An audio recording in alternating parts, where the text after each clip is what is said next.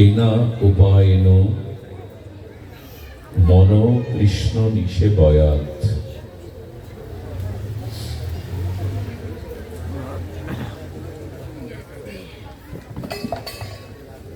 মন এই অন্তর ইন্দ্রিয় বৃত্তি পশুদেরও আছে, মানুষেরও আছে।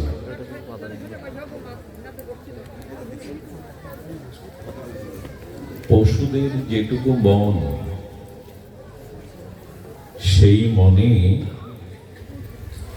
পশুরা খাওয়া দাওয়া, ভোগ প্রবৃত্তি, তাদের দেহ অনুকূল সুখের জন্য মনকে ব্যবহার করে।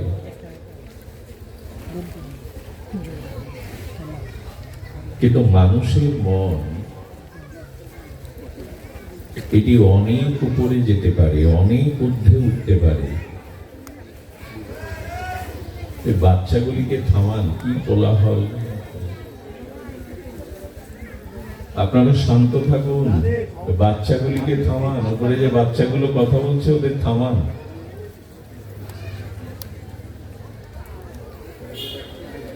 আমরা মন নিয়ে কথা বলছিলাম। মন হলো সংকল্প বিকল্পাত্মক অন্তর ইন্দ্রিয় বৃত্তিকেই বলে মন। এই মন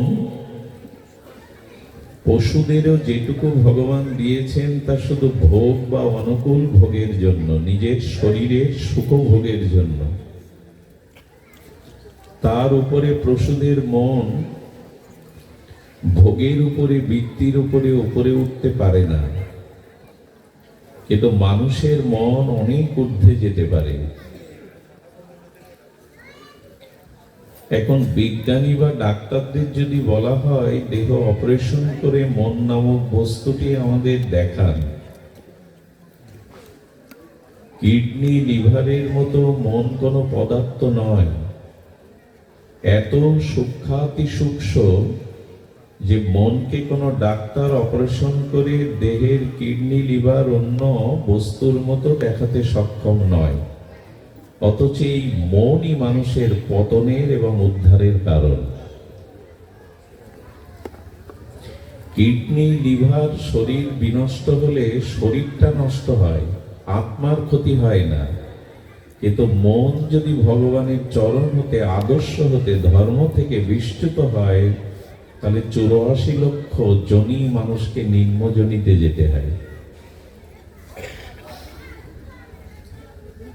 আমাদের এই মন বন্ধনেরও কারণ, মুক্তিরও কারণ। গতকাল আমরা বলেছিলাম একটি তালার চাবি, যে চাবিতে তালাটা বদ্ধ করা যায় আবার ওই চাবিতেই খোলা যায়, একটাই চাবি। মনে আপনি মুক্তও হতে পারেন, মনে আপনি আবার বন্ধন বসাও আপনার আসতে পারে। চাবি তো দুটো না, যে চাবিতে তালা বদ্ধ করলেন ওই চাবিতে আবার তালা খোলাও যায়। মন বন্ধনেরও কারণ, আবার মুক্তিরও কারণ। এই যে মানুষের মন, এই মানুষের মন অনেক উপরে যেতে পারে, মনুষ্যত্ব মানবতার ঊর্ধ্বে দেবত্বে পর্যন্ত যেতে পারে। পশুদের যেটুকু মন বললাম ভোগ বৃত্তিতেই তারা কাটিয়ে দেয়, উপরে উঠতে পারে না। সুধীজন, এই জন্য আমাদের শাস্ত্রে অন্তর ইন্দ্রিয় মনকে ভগবানের বহুবিধ উপদেশ দ্বারা মনের গতি প্রকৃতি ভগবানই নিবেশ করতে বলেছেন। কেনা উপায়েন মনকৃষ্ণ নিশে বয়াত। যে কোনো উপায়ে মনটা ভগবানে দাও। দিলে কি হবে? হলো ভগবানের স্বরূপ, ভগবানের শক্তি, ভগবত ভাব তোমার ভিতরে প্রকাশ হবে। কথা ধ্যান দিয়ে শুনুন। একখণ্ড লোহাকে আগুনে দিয়ে দিলেন, অগ্নিতে তদত্ত প্রাপ্তি লোহাখণ্ডটার মধ্যে অগ্নিধর্ম প্রবেশ করে। তখন লোহাটাই অগ্নির স্বরূপ হয়ে যায়, যেখানে ছোঁয়াবেন অগ্নির ক্রিয়া করবে। কারণ আগুন তদাত্মপ্রাপ্ত হওয়ায় লোহাটার ভেতরে অগ্নি ধর্ম প্রবেশ করেছে। ঠিক তেমনি মন যদি ভগবানের নাম রূপ লীলা কোনোভাবে ভগবানে দিতে পারেন, ভগবানে আবেশ আনতে পারেন, তখন ভগবানের যে স্বরূপ শক্তি, ভগবানের যে অনন্ত মাধুর্য শক্তি মনের মধ্যে প্রবেশ করে। আর মন যদি সংসারের বিষয় বাসনা কামনার দিকে তদাত্ম করেন, তাহলে ওই বস্তুই ঢুকবে। এই জন্য কেনা উপায়ে যে কোনো উপায়ে মনটা ভগবানের বা সৎ চিন্তায় দাও, ওই ধর্ম প্রবেশ করবে। আপনি আমি জগৎকে বদলাতে পারবো না, সৃষ্টিকে বদলাতে পারবো না। পৃথিবীতে যা কিছু ঘটছে আমরা তার পরিবর্তন করতে পারবো না, সে ক্ষমতা আমাদের নাই। সমাজ, রাষ্ট্র, বিশ্ব আমরা শান্তি ফিরিয়ে দিতে চাইলেও পারবো না, আমাদের ক্ষমতা কতটুকু। এই জন্য শাস্ত্র বললেন, সৃষ্টিকে বদলাতে যেও না, নিজের দৃষ্টিকে বদলাও। সৃষ্টিকে তুমি পরিবর্তন করতে পারবে না, কিন্তু নিজের মনকে পরিবর্তন তুমি করতে পারবে। ওইটুকু হলেই হয়ে গেল।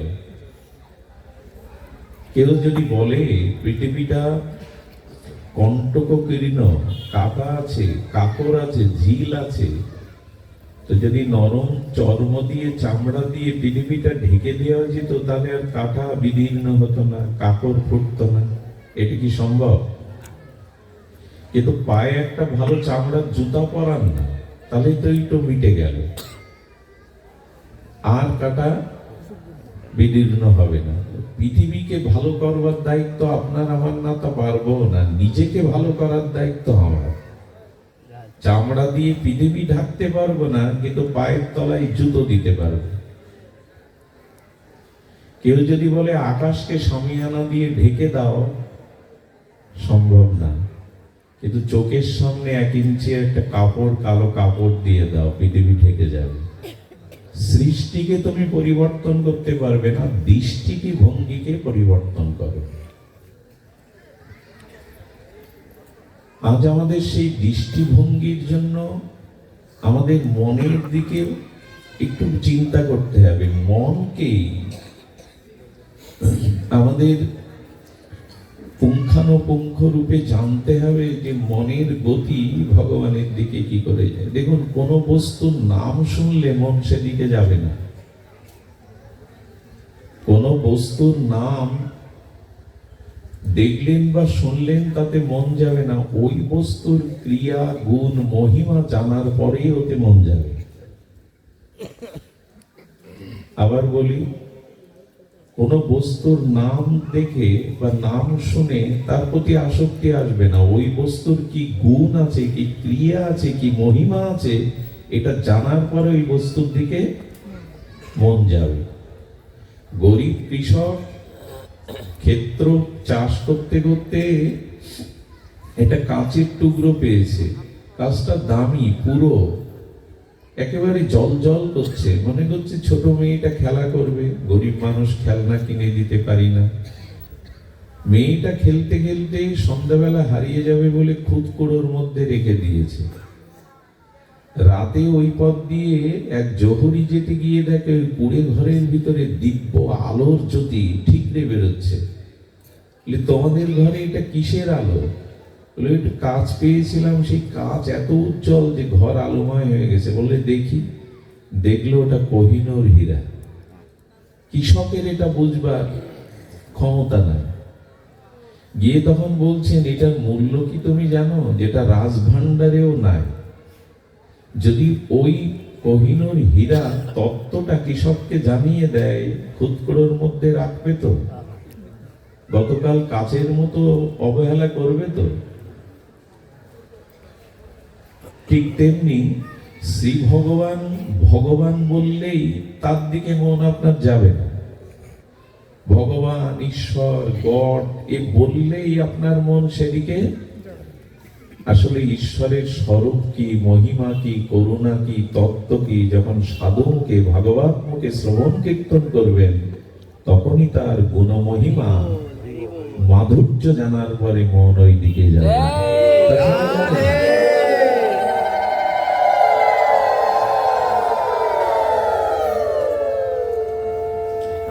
এই জন্য আমরা যদি এখানে যে সকল ভক্তবৃন্দ এসেছেন জগতে, আমরা যদি মানুষের দেহটাকে দেখি, দেহের বর্ণ, দেহের সৌন্দর্য, দেহের অবয়ব, আমরা উন্নত ভাবনায় পৌঁছাতে পারবো না। খুব ধ্যান দিন, কথাগুলি দার্শনিক কথা। এই যে আমাদের শরীর দেখছি না আমরা, এই শরীর, এটি দর্শনের দ্বারা আমরা গভীরে যেতে পারবো না। রক্ত মাংসের পিণ্ড, দেহের অবয়ব, এগুলি দেখলে আমাদের আত্মচেতনা, ভাবনার উন্মেষ বা উৎকর্ষ হবে না। আপনাকে দেখতে হবে আত্মদর্শন, ভেতরে তাকাতে হবে। এই মানুষটার মন, অন্তর বা আত্মার উৎকর্ষ কেমন। আচ্ছা, জগন্নাথ দর্শন করতে লীলাচল, উৎকল, লীলাচল ধামে গেছেন। লীলাচল ধামে গিয়ে যদি জগন্নাথ না দেখে জগন্নাথের মন্দিরটাই শুধু দেখেন, দেখা কি পরিপূর্ণ হলো, সম্পূর্ণ হলো?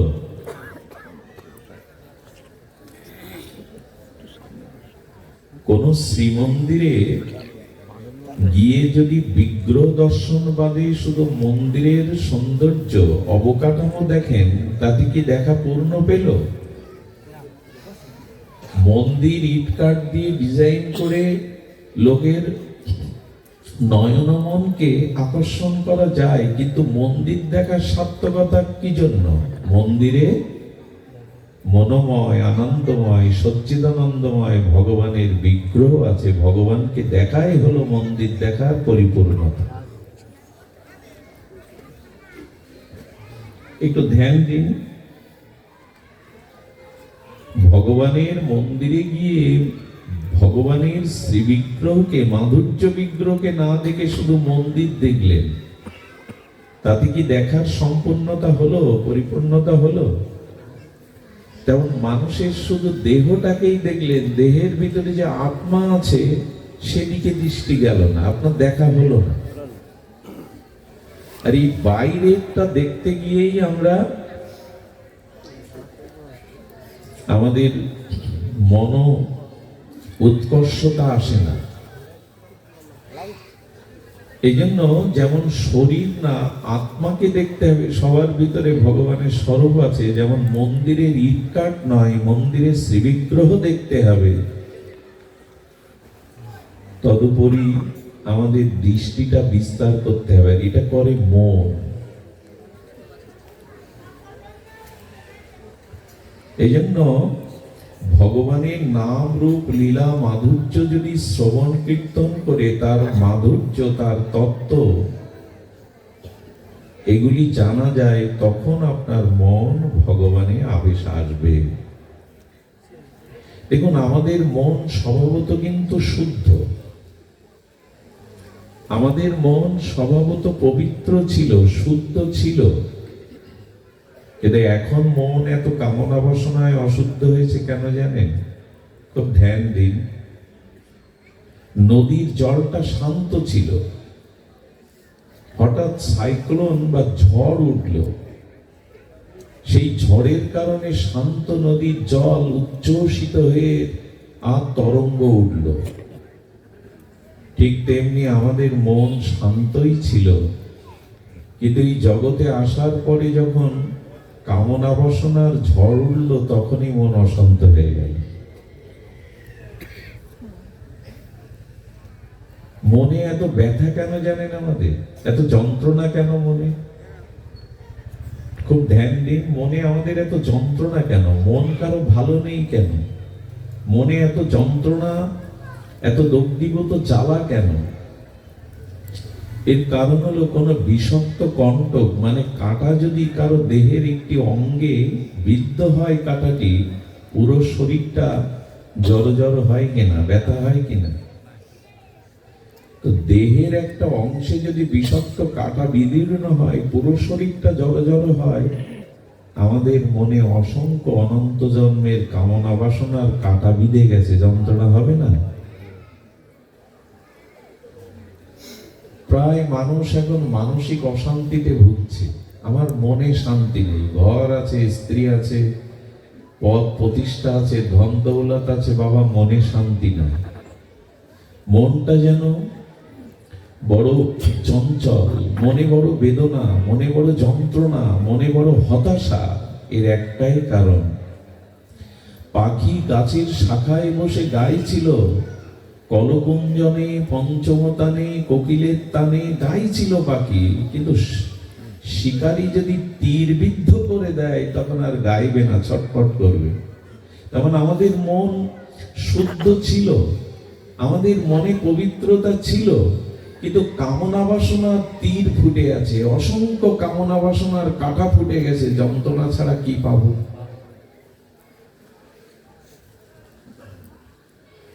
এখন দেখবেন বাহ্যিক কোন, এখন কেউ কারো দেহর দিকে তাকাচ্ছেন না।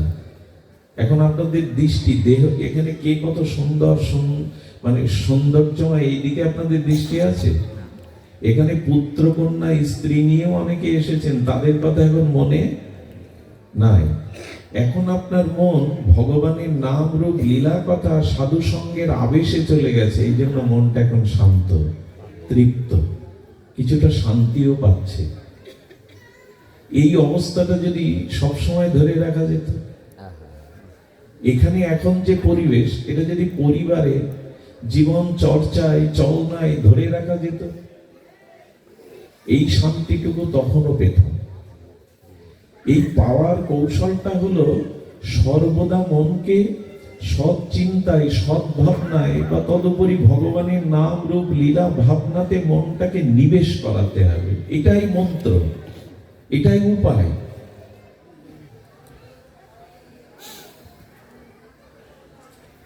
কিন্তু সেই উপায়ের দিকে আমরা চলছি কোথায়? মন যাতে ভগবানের নাম রূপ লীলাতে আবেশ আসে, সে অনুশীলন, সে চর্চা, সে চেষ্টা কোথায়? আর সেই চেষ্টা সফল হয় সাধু সঙ্গের দ্বারা, শ্রী ভগবানের নাম রূপ লীলা কথা শ্রবণের দ্বারা। দেখুন, একটি কথা লিখে রাখুন, অন্তরে লিখে রাখুন, দৃঢ় করে সংকল্পবদ্ধ করে এই কথাটি মেনে নিন জীবনে। সেই কথাটি হলো, সাধু সঙ্গে হরি কথা ছাড়া কারো ব্যথা দূর হওয়ার অন্য কোনো ঔষধ নেই, অন্য কোনো উপায় নেই। সাধু মুখে বিশুদ্ধ ভক্ত সঙ্গে ভগবানের নাম রূপ মাধুর্যময় লীলা কথা শ্রবণ ব্যতীত ব্যথা দূর করার আর কোনো ঔষধ নাই। আপনার আমার কথা ছেড়ে দিন, অশোক কাননে সাক্ষাৎ ভক্তি দেবী জগজ্জননী সীতা কাঁদছে। রামচন্দ্রের চরণ হারা হয়ে রাবণের অশোক কাননে, যেখানে শোক পৌঁছাতে পারে না, অশোক, যেখানে শোক যেতে পারে না, সেই অশোক কাননে আজ ভক্তি আনন্দময়ী জগজ্জননী লাদিনী অধীশ্বরী জগৎমাতা সীতা কাঁদছে। হনুমান গিয়ে দেখলেন মায়ের চোখে জল, মা ব্যথায় কাতর। হনুমান সেই অশোক বাটিকায়, অশোক বৃক্ষের গাছের আড়ালে থেকে রাম গুণাগুণ, রাম গুণগাথা বলতে শুরু করলেন। রঘুপতি রাজীব লোচন শ্রীরামের নাম রূপ লীলা মহিমা কথা যেই কর্ণে সীতামার প্রবেশ করলো রাম গুণ মহিমা, সীতামার চোখের জল শুকিয়ে গেল। পরমানন্দে তিনি তার প্রিয় পরম শ্রীরামচন্দ্রের নাম রূপ লীলা অসমধ্য মহিমা মাধুর্যের কথা শ্রবণ করে তৃপ্ত হচ্ছেন, আনন্দে উদ্যোগিত হচ্ছেন। আর শোক নেই, আর চোখে জল নেই, আর অন্তরে ব্যথা নেই। তুলসীদাস বলছেন, ভক্তি দেবীরও চোখের জল দুঃখ দূর হয় হরি কথাতে, ভগবানের কথাতে। ভক্তি দেবী গো। এছাড়া ব্যথা দূর করবার দ্বিতীয় কোনো উপায় সংসারে নাই। শ্রী ভগবানের মাধুর্যময় সাধু হৃদয় ভক্তি স্পর্শময় হরি কথা, এটাই আমাদের এই মনকে, অশান্ত মনকে, অতৃপ্ত মনকে একমাত্র আনন্দ বা শান্তিতে ভরিয়ে দিতে পারে। এই জন্য বলছেন যে জগতের দিকে, বাহ্যিক মানুষের দেহের দিকে না তাকিয়ে আত্মদর্শনের দিকে তাকাও, ভেতরের দিকে চাও। ওইখানে আত্মদর্শন হলে দেখবে মন স্বাভাবিকভাবে ভগবানে যাবে। তবে একটি কথা বলে রাখি, সীতাকে, ভক্তিকে, শান্তিকে আমরা সবাই চাইছি। শুধু রামচন্দ্র, সুগ্রীব, জাম্ববান, হনুমান, অঙ্গদ, বানরসেরা সীতার খোঁজ করছে না। এই জগতে আমরা প্রত্যেকেই সীতার খোঁজ করছি। ভালো করে শুনুন, রাম লক্ষ্মণ শুধু না, সুগ্রীব, জাম্ববান না, অঙ্গদ, হনুমান, বানর সেনারা না, আমরা পৃথিবীর প্রত্যেকটি জীব, জাতি ধর্ম নির্বিশেষে আমরা সীতাকে চাইছি।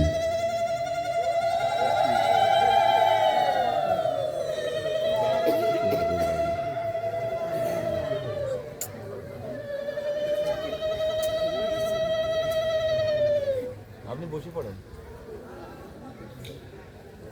সীতাকে চাইছি কেন জানেন? সীতা মানে শান্তি, সীতা মানে ভক্তি। আচ্ছা, পৃথিবীতে এমন কোন মানুষ আছে যে দুটি জিনিস চায় না, শান্তি চায় না? তো সীতা মানে শান্তি, সীতা মানে ভক্তি। প্রত্যেক সৃষ্টির জীব তার স্রষ্টার প্রতি ভক্তি চায়, অনুরাগ চায়। সব ধর্মই সে কথা বলে, সব যাজকগণ, আচার্যগণ সে কথা বলে, প্রভুর প্রতি ভক্তি। তো সেই ভক্তিকে এবং শান্তিকে হনুমান, রামচন্দ্র, শ্রী লক্ষ্মণজি খোঁজ করছেন না, আমরা প্রত্যেক জীব খুঁজে পেয়েছি, সারা জীবন করছি ওই শান্তি আর ওই ভক্তির আশায়। আচ্ছা, শান্তি বা ভক্তি সীতা কোথায় আছে? সমুদ্রের এপারে না ওপারে? সীতা আছে সমুদ্রের ওপারে। আমরা আছি কারা? রাম, লক্ষ্মণ, হনুমান কোন পারে আছে? এপারে। খুব ধ্যান দিয়ে শুনুন। তেমন শান্তি আছে, ভক্তি আছে, মাঝখানে আমাদের এই সংসার রূপ সাগর আছে। এই সংসার রূপ সাগর আছে, এই সাগরের ওই পারে ভক্তি বা শান্তি আছে। যে বস্তু পশ্চিমে, তা যদি পূর্ব দিকে খোঁজেন পাওয়া যাবে? আবার বলি শব্দটা, প্রার্থিত কোনো বস্তু আছে পশ্চিমে, আপনি পূর্বে খোঁজ করছেন, পাওয়া যাবে কি? তো শান্তি আছে ভগবানের ভক্তিতে, ভজনে। এই যে ভগবানের শ্রবণ, কীর্তন, স্মরণ, বন্দন, অর্চন, পাদসেবন, দাস্য, সাক্ষ্য, আত্মনিবেদনে, এই ভজনে আছে শান্তি। আমরা অর্থবিত্ত, রূপ, যৌবন, সংসারের ভোগ বিলাসে শান্তি করছি। পশ্চিমে বস্তু খুঁজছি পূর্বে, পাওয়া যাবে? আমাদের দুর্দশাটা তাই। টাকা হলে, ক্ষমতা হলে, পদ হলে, রূপ যৌবন থাকলে শান্তি পাবো, সম্ভব না। হরি বল, হরি বল। সম্ভব না কেন জানেন? খুব ধ্যান দিন। বালি মাড়াই করে সরিষার তেল পাওয়া যাবে সারা জীবন ধরে? তুলসীদাস গোস্বামী বলছেন, ভগবানের ভজনে ছাড়া, মানে মনটা ভগবান চরণে, তার স্মরণ, মনন, কীর্তনে, অর্থাৎ ভগবানের ভক্তি অনুশীলন ছাড়া, ভজন ছাড়া তুমি শান্তি পাবে না। আচ্ছা, জল মন্থন করে মাখন উঠবে? 10 বছর করুন, বোতলে রেখে, পাত্রে রেখে জল মন্থন করুন, ভোরবেলা উঠবে। তুলসীদাস কি বলেছেন জানেন গোস্বামী বালা? আকাশেও যদি কখনো ফুল ফোটে, ফুটবে না। আর যদি কচ্ছপের পিঠে চুল গজায়, সেটাও সম্ভব, কিন্তু ভগবানের ভজন ছাড়া শান্তি পাওয়া সম্ভব নয়। ওগুলো যদি কখনো অসম্ভব সম্ভবও হয় যদি, তবে ভগবত ভজন ব্যতীত শান্তি পাওয়া যাবে না। এই জন্য গীতার একটা মন্ত্র আছে, জং লব্ধা চাপরং লাভং মন্নাতে নাধিকং তত যস্মিন স্থিত ন দুঃখে ন গুরুণাল্লপি বিলশ্চতে। অতি ঘোরতর দুঃখেও তুমি দুঃখ পাবে না, যা পেলে আর পাওয়ার অবশেষ থাকে না, যাকে জানলে আর জানার কোনো বাকি থাকে না, যাকে পেলে, যাকে লাভ করলে অন্য কোনো পাওয়া বা লাভের আশা অপেক্ষা থাকে না, সেই ভগবানকে ভজনের দ্বারা উপলব্ধি করো, তাহলেই তুমি শান্তি পাবে। কৃষ্ণ বিনা সুখ দিতে নাহি অন্যজন, থাকিলেও বিদ্যা কোটি উচ্চকুলে জনম। কোটি অর্থ থাকলেও, বিদ্যা থাকলেও, উচ্চকুলে জন্মালেও শান্তি পাবে না, কারণ কৃষ্ণ বিনা সুখ দিতে নাহি অন্যজন। মন্দিরে প্রদীপ জ্বালাতে যান, তরল ভেবে জল দিয়ে জ্বালাতে যাবেন না, নিভে যাবে। তেল বা ঘি দিন। তেমন শান্তি পেতে গেলে ভগবান ভজনই জীবনে আনুন, অন্য কিছু তারা শান্তি হলে এতদিন হয়ে যেত। দেখুন, সুখের আশায় আপনি 2 লাখ টাকার খাট কেনার ক্ষমতা রাখেন, ঘুম কেনার ক্ষমতা আপনার নেই। 2 লাখ টাকা দিয়ে খাট কিনতে পারেন, ঘুম কিনতে পারবেন? ওই ক্ষমতা আমাদের কারো নাই। এই জন্য অর্থবিত্ত যশ খ্যাতি দিয়ে সুখের সম্ভার আসবাবপত্র কিনতে পারবেন, শান্তি কিনতে পারবেন না, কারণ শান্তি আছে ওপারে, আমরা আছি এপারে। এই জন্য বললেন, এই ত্রিগুণময় মায়ার সংসারে যদি শান্তি পেতে চাও, একটু পার হতে হবে, ওপারে যেতে হবে। ওই পারে কেন বলছি জানেন? সীতা মা ওই পারে আছে, আমরা এই পারে, মানে আমরা সংসারের একুলে দাঁড়িয়ে, সংসারের একুলে দাঁড়িয়ে কি করছি?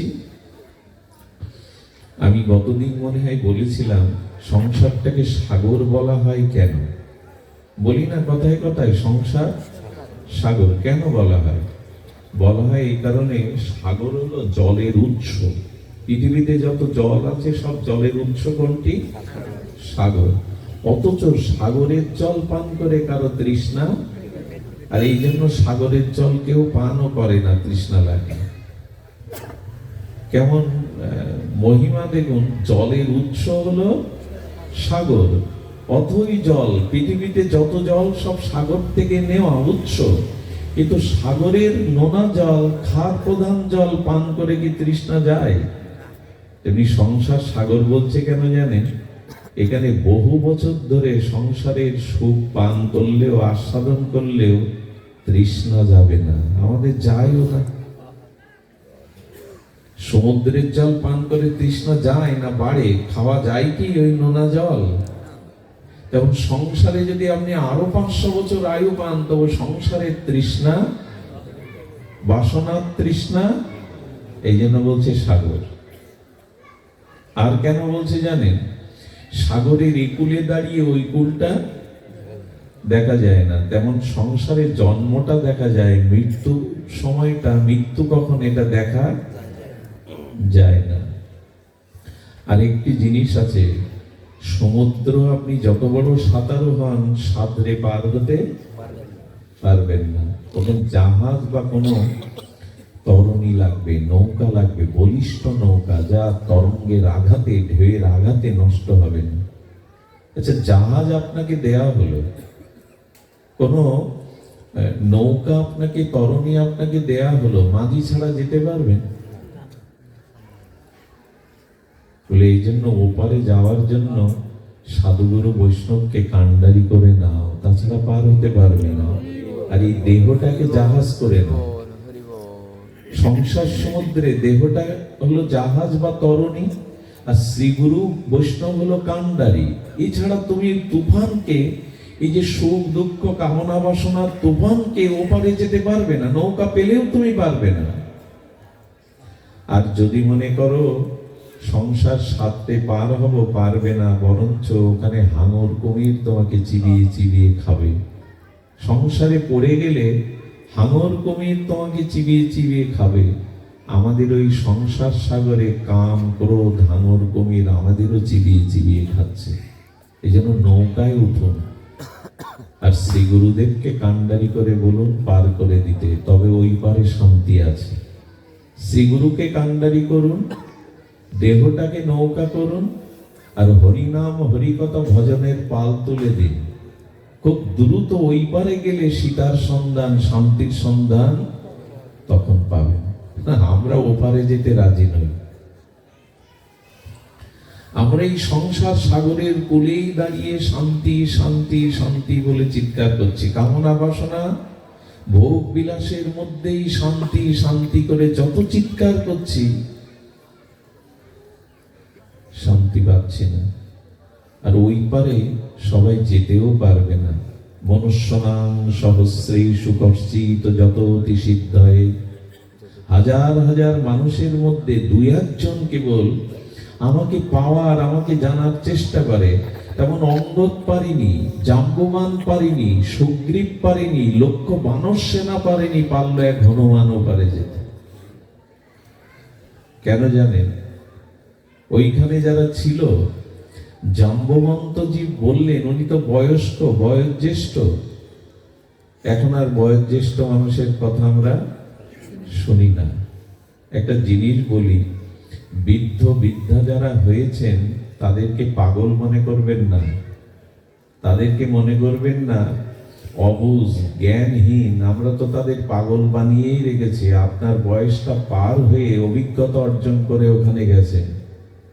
এই জন্য বৃদ্ধ বিদ্যাদের যেখান থেকে বর্তমান প্রজন্ম যুবক যুবতী কিশোরীরা অপেক্ষা করতে শুরু করেছে, তখনই এরা পথ হারিয়ে ফেলেছে। বৃদ্ধ পিতামাতা, বৃদ্ধ বয়স্ক লোকরা পাগল না, স্মৃতিশক্তি লোপ পায়নি ওদের। ওরা আপনার বয়সটা অতিক্রান্ত হয়ে বহু অভিজ্ঞতা সঞ্চয় করে ওখানে বসেছে। জীবনের কোনো পরামর্শ, জীবনের কোনো সুসিদ্ধান্ত এই জ্ঞানবিদ্ধেদের কাছে যান। যারা বয়োবৃদ্ধের সাথে সাথে জ্ঞানবিদ্ধ, এদের কাছে যান। সবাই নিরাশ হয়ে গেছে, তৃষ্ণায় কাতর হয়ে গেছে, ওপারে যাওয়া যাবে না, সীতার অন্বেষণ সম্ভব না। জাম্ববান এগিয়ে এলো। শ্রেষ্ঠ মানুষের সংস্পর্শে যেতে হবে, বৃদ্ধ বিদ্যাদের এগিয়ে যাবেন না। একবার ট্রেনে এক বৃদ্ধকে পেয়ে কিছু যুবক ছেলেরা এই বৃদ্ধকে অপমান উপহাস করবে বলে, বাবাজি কোথায় যাচ্ছেন? বৃদ্ধকে অপমান করতে শুরু করেছে। বাবাজি এইভাবে যখন তাকে উপহাস করছে, করতে করতে চরম সীমায় ওরা পৌঁছে গেছে। বৃদ্ধের পকেটে কিছু টাকা ছিল, 2000 টাকা, সেটা ওরা নিয়ে নিয়েছে। আপনারা টাকা কি প্রয়োজন? আমরা একটু আনন্দ ফুর্তি করি। টাকাটা যেই নিয়েছে, বৃদ্ধ করেছি কি, চেন টেনেছে ট্রেনে। চেন টানলে কি হয়? ট্রেন থেমে যায়। চেকার বা কারা থাকে, ওরা এসছে। আসার সাথে সাথে বলছেন চেন টেনেছে তো, ফাইনটা যাতে বৃদ্ধর হয়। যুবকগুলো তখন আনন্দ পাচ্ছে। যুবকগুলো আসার সাথে সাথে বলছে এই বৃদ্ধই চেন টেনেছে। শুনুন তো, থামালো কেন? বৃদ্ধ হাসিমকে বলছেন, এরা 5-7টা ছেলেরা, এরা আমার কাছ থেকে এই 4-5 হাজার টাকা যা ছিল সেই টাকাগুলো নিয়ে নিয়েছে, এই জন্য আমি চেন টেনেছি। এই টাকাগুলো আপনারা উদ্ধার করে দিন। ওদের পকেটেও যে টাকা ছিল সেগুলোও দিতে হলো, ফাইনটা ওদেরই দিতে হলো এই অন্যায়ের কারণে। নেমে যাওয়ার সময় বৃদ্ধ একটা কথা বলল, চুল এমনি এমনি পাকিনি, অভিজ্ঞতায় পেকেছে, এটা মনে রেখো। আমরা বৃদ্ধ বিদ্যাদের এখন অন্ধ ভাবি, অজ্ঞান ভাবি। বাড়িতে যারা রয়েছে বৃদ্ধ বিদ্যা, এরা সাধারণ না। এদের জীবনের অনেক, এরা ভালো মন্দটা আপনাকে ধরিয়ে দিতে পারে, কিন্তু এরা এখন অচল। বৃদ্ধদের পরামর্শ নিন। মনে পড়ে তো মাঝে মাঝে কিছু কথা আসে, খুব সুন্দর।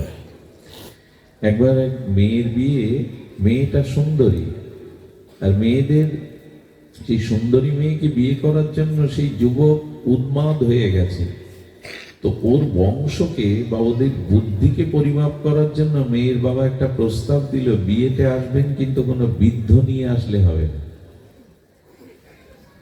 এখন যখন এই পরামর্শ, বৃদ্ধদের নিয়ে কি করব, চলো সব যুবকরা যায়। এক বৃদ্ধ বলল, আমাকে একটু সাজিয়ে গুছিয়ে গোপনে নে, নাহলে মেয়ে তোর কপালে নেই। ওরা যে কেন বৃদ্ধ যেতে নিষেধ করেছেন তুই বুঝতে পারবি না। তোনার পরামর্শে ওনাকে একটু সাজিয়ে গুছিয়ে গাড়ির মধ্যে কোন রকমের ছিটের মধ্যে গোপনে নিয়ে গেছে।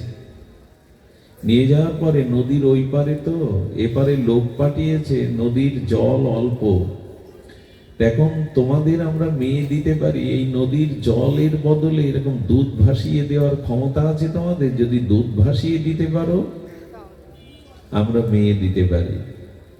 এইসব উদ্ভট প্রস্তাবনা, অবাস্তব প্রস্তাবনা বললে চল, তো বিয়ের দরকার নেই। বৃদ্ধ তখন কাপড় উঁচু করে বলছেন, ওই যে এসেছিল তাকে ডেকে দাও, ওকে উল্টে বলো দুধ দিয়ে এই নদী ভাসিয়ে দেওয়ার ক্ষমতা আমাদের আছে, দিতে পারি, কিন্তু আগে জলগুলো ওনাদের নিষ্কাশন করে নিতে পারবে। মেয়ের বাবা তখন বললেন, আসুন আমি মেয়ে দেব, আর নিশ্চয়ই তোমাদের মধ্যে কোনো বৃদ্ধ লুকিয়ে আছে, নাহলে এই যুক্তি তোমরা পেতে না।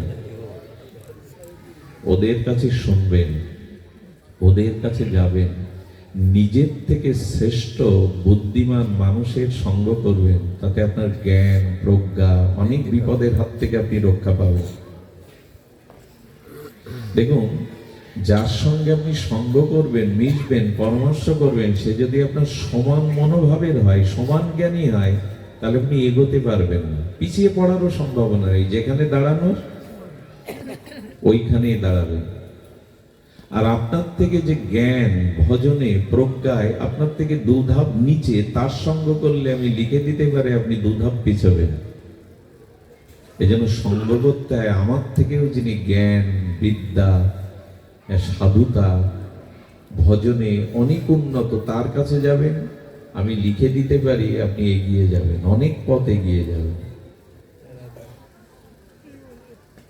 এই জন্য জাম্ববন্ত বললেন যে তোমরা কে যেতে পারো।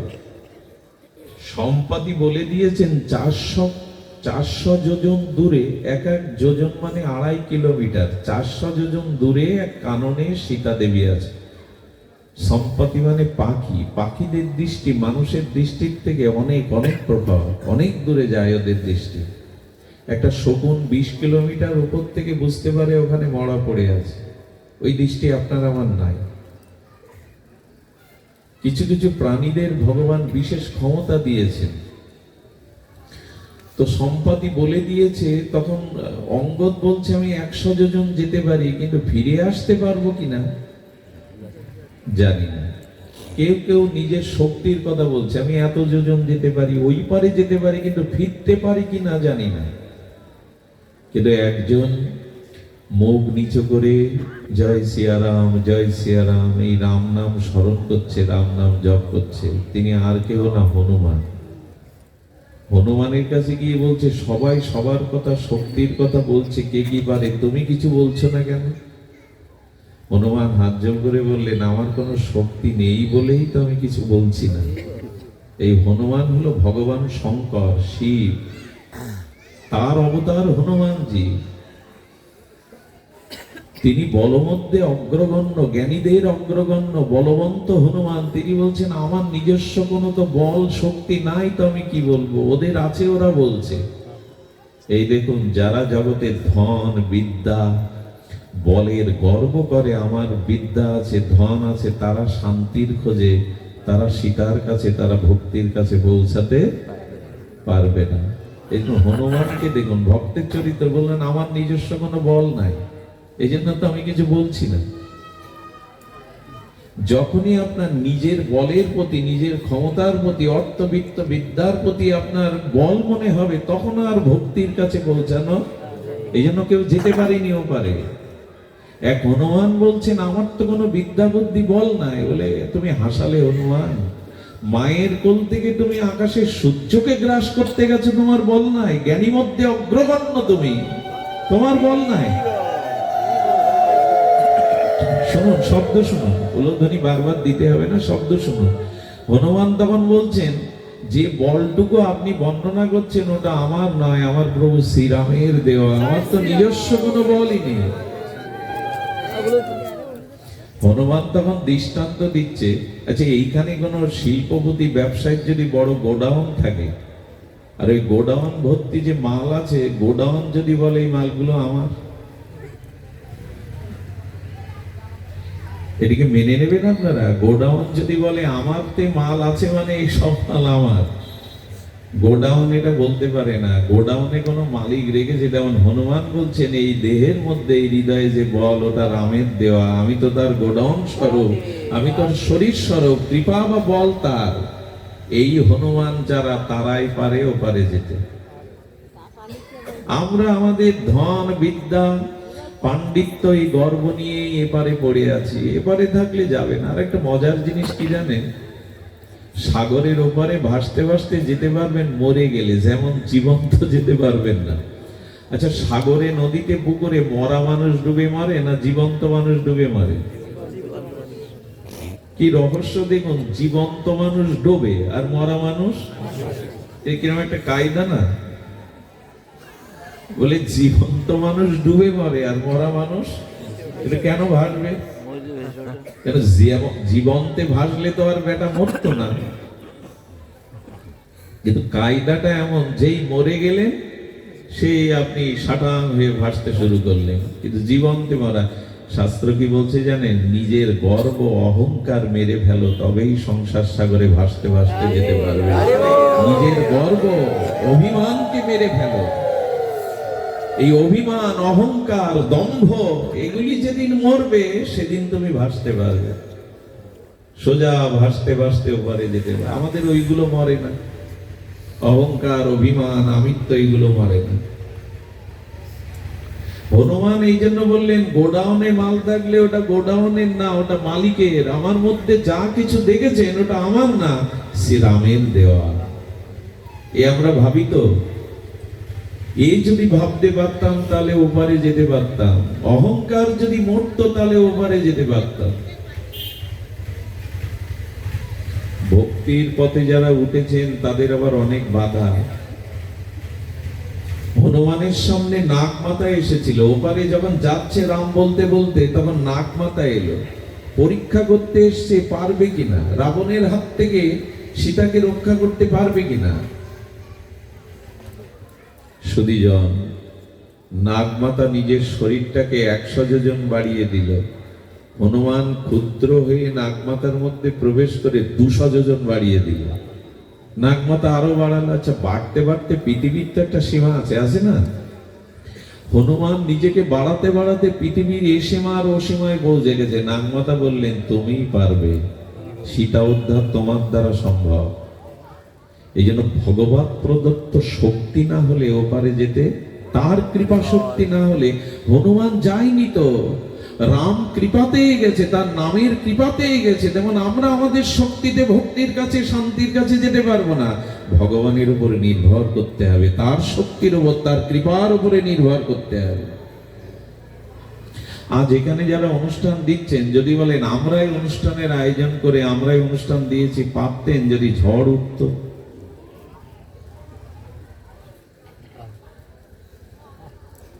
আমাদের দ্বারা কিছু হয় না। পুতুল নিজে নিজে নাচে না, পুতুলকে অলক্ষ কেউ নাচায় সুতো দিয়ে। আমরাও যা করছি এটা আমাদের শক্তিতে না। এই জন্য অভিমান, অহংকার যদি মরে তবে ভাসতে পারবেন, তবে ওপারে যেতে পারবেন। আমাদের তো ওটা যায় না, আমি গেল না, আমি আমার, এগুলি গেল না। হনুমান এই জন্য ওপারে যেতে পেরেছিলেন। স্বর্ণ পর্বত তাকে বলেছিল, বসো কিছুক্ষণ জিরিয়ে নাও। বলো, রাম কাজ করতে বেরিয়েছি, কাজ শেষ না হওয়া পর্যন্ত বিশ্রাম আমার নেই। স্বর্ণ পর্বত কেন জানেন? ভগবানের পথে, ভক্তির পথে যখন চলবেন, তখন টাকা পয়সা, সম্মান, এগুলো সামনে এসে দাঁড়াবে, বলবে এইগুলো নাও, এতে বিশ্রাম নাও, সুখ পাবে। কিন্তু সাধক ভক্তিকে না পাওয়া পর্যন্ত এই মান সম্মান টাকাতেই যদি বিশ্রাম নিতে যায়, যশ খ্যাতি অর্থ ওইখানে আটকে যাবে। পরীক্ষা অনেক আসে, পরীক্ষা অনেক আসে, তবে সীতার কাছে শান্তির কাছে যাওয়া যাবে যদি অভিমান মরে, দম্ভিকতা মরে, যদি প্রভুর চরণে প্রভুর নামে আমাদের পূর্ণ সমর্পণ থাকে, তবেই আমরা যেতে পারবো, তাছাড়া পারবো না। এই জন্য মন কৃষ্ণ নিশে বয়াত, মনটা ভগবানে যাতে আবেশ হয়, তাই সাধু মুখে সাধু সঙ্গে ভগবানের নাম রূপ লীলা কথা শ্রবণ কীর্তন করুন। ভগবানের অনন্ত মহিমা যদি জানেন, তখনই মনের আবেশ ভগবানে আসবে। সুধীজন, ভগবানের প্রতি ভালোবাসা আসছে না কেন? অনুরাগ আসছে না কেন? আসছে না এই জন্য যে ভালোবাসা অনুরাগের যা স্বভাব, যা রীতি, তা আমরা আনছি না। ভালোবাসা তৈরি হয় 6টি জিনিসে: দেওয়া, নেওয়া, খাওয়া, খাওয়ানো, মনের গোপন সংবেদনশীল কথা তাকে বলা, আর তার মনের গোপন কথা নিজে শোনা। এটা জগতে বা পরমার্থে এই 6টি হলো প্রীতি, ভালোবাসার লক্ষণ। খাওয়া, খাওয়ানো, দেওয়া, নেওয়া, আর মনের সংবেদনশীল গোপন কথা তাকে বলা, তার মনের গোপন কথা শ্রবণ করা। এই 6টি জগতের প্রীতির যেমন রীতি, ওই রাজ্যেও এই রীতি। এই 6টি আছে তো ভগবানের সাথে আমাদের। দেওয়া নেওয়া আছে তো তার সাথে। দেওয়া নেওয়া কি বলবো, নেওয়া আছে, দেওয়া নেই। ঠাকুর অভাব দূর করো, অর্থ দাও, যশ দাও, খ্যাতি দাও, ছেলের চাকরি দাও, মাজার ব্যথাও দূর করো তুমি। সারা জীবন ধন জন পুত্র পরিজন যশ আয়ু খ্যাতি প্রতিষ্ঠা চেয়ে গেলাম, কি দিয়েছি তাকে? না চাইতেই তিনি অনেক কিছু দিয়েছেন। না চাইতেই মায়ের বুকে অমৃত দুধ দিয়েছেন, পিতার বক্ষে বিনয় দিয়েছেন, স্ত্রীর প্রণয় দিয়েছেন, পুত্রকন্যার আদর মমতা দিয়েছেন, আকাশে নক্ষত্রর মালা দিয়েছেন, চন্দ্রের সুধা কিরণ দিয়েছেন, সূর্যের প্রভা জ্যোতি দিয়েছেন, পাখির কণ্ঠে কলকাকলি গান দিয়েছেন, ফুলের মধ্যে সৌন্দর্য ভরিয়ে দিয়েছেন, মধু সঞ্চিত করেছেন, ধরার ধুলি দিয়েছেন, আকাশের নীল আভা দিয়েছেন, সমুদ্রের নীল জল দিয়েছেন, আলো বাতাসে বিশ্ব ব্রহ্মাণ্ড আমার জন্য, আমার আনন্দের খেলার জন্য নির্মাণ করেছেন। আমি তাকে কি দিয়েছি? দেওয়া নেওয়াই তো ভালোবাসা। এত দিলেন, আমি কি দিলাম তাকে? এখন ভগবান আমার কাছ থেকে কি চাইবেন? বলে আমার কাছে তার প্রয়োজন। ভগবান বললেন খুব প্রয়োজন। আমি তোমার পিছনে ছুটে বেড়াই, তোমার দিকে চেয়ে আছি, তোমার কাছে আমার অনেক প্রয়োজন। বলে কি প্রয়োজন? বলে তোমার মনের একটু ভালোবাসা আমায় দাও, একটুখানি ভালোবাসা আমায় দাও। ওইটার জন্য কাল হয়ে আমি হাত পেতে তোমার দিকে কত কাল কত জন্ম তাকিয়ে আছি, কবে তুমি তোমার মনটা আমায় দেবে, তোমার মনের ভালোবাসাটা। আমি তো আর কিছু চাইছি না তোমার কাছে। ভালোবাসাটা দাও, মচ্চিত্ত মদগত প্রাণা, তোমার মনটা আমায় দাও, অন্য কাউকে। বলে মন তোমাকে দেব কি? স্ত্রী পুত্র কুটুম্ব বৃত্ত বৈভব ভূত ভবিষ্যৎকে দিয়েছি, বললো ওইটাই তো ভুল করেছো। মনটা আমাকে দাও, অন্যকে দিয়েই তো তুমি ফেসে গেছো। মন বা মনের ভালোবাসা অন্য কাউকে দেওয়ার আগে হিসেব করবেন কাকে দিচ্ছেন। সে ভালোবাসার মর্যাদা দেবে তো? আমি যাকে মন প্রাণ দিয়েছি সে সার্থকতা মর্যাদা দেবে তো? একটা কথা বলে রাখি, এক পিতামাতা ছাড়া এই সংসারে কেউ আপনার মনের প্রকৃত মর্যাদা, মনের প্রকৃত প্রতিদান দিতে পারে না, দেবেও না কোনোদিন। এই দুটো চরিত্র জগতে আছে যারা স্বার্থ না রেখেই আপনাকে দিয়ে যায়, ভালোবাসে, এক পিতা মাতা। আর কারো চরিত্রে আর কাউকে মন দিয়ে আমি উপযুক্ত কিছু পাবেন না, ব্যথা ছাড়া, বেদনা ছাড়া, হতাশা ছাড়া কিছু পাবেন না। এই জন্য কাউকে মন দিয়ে সংসারে আজ পর্যন্ত কেউ 16 আনা মন পায়নি। একটা প্রমাণ যদি আমার সামনে উঠে বলতে পারেন যে আমি 16 আনা মন কাউকে দিয়েছি আর সে 16 আনা মন আমাকে দিয়েছে, আমি আপনার পদসেবা করবো আজীবন। 16 আনা মন ভগবানকে দেওয়া যায়, আর তিনিও 16 আনা আমাকে দিতে পারেন, আর কেউ না। এই জন্য মন, ভালোবাসা সহজে যেখানে সেখানে দিতে নেই। এটা অপব্যবহার হয়ে যাচ্ছে আমাদের। যাকে তাকে মন দিয়ে বসেছি, যেন তেন জায়গায় মন দিয়েছি নিজের সুখের জন্য। ভগবান এই জন্য সবার আগে বলেছে, দেওয়া নেওয়া তো আমি সব দিয়েছি, শুধু দেইনি গো, আমি তোমাকে আমার করব বলে আমি তোমার হৃদয়েই বসে আছি চিরদিন। আত্মা রূপে তোমার হৃদয়েই বসে আছি। হৃদ্দেশ অর্জুন তিষ্ঠতি। স্ত্রী পুত্র কেউ তোমার হৃদয়ে বসে নেই, গাড়ি বাড়ি টাকা পয়সা ব্যাংক ব্যালেন্স তো হৃদয়ে নেই। হৃদ্দেশ অর্জুন তিষ্ঠতি, আমি তোমার হৃদয়েই বসে আছি। ভগবান তো হৃদয়েই আছেন, বসে আছেন। কিন্তু সবার দিকে চাইলাম, সবার দিকে চাইলাম, শুধু তার দিকে চাওয়া হলো না। বাইরে যারা আছে ওই দিকে চাইলাম, এই আমার বাড়ি, এই আমার জমি, এই আমার, সবার দিকে সকাল থেকে তাকায়, তার দিকে একবার তাকিয়েছি।